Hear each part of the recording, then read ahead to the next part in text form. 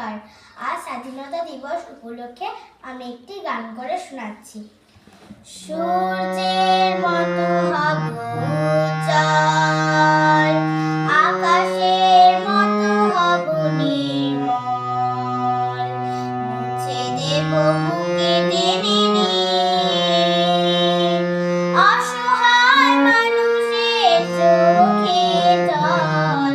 সূর্যের মতো হব উজ্জ্বল, আকাশের মতো হব নির্মল, মুছে দেব বুকে টেনে নিয়ে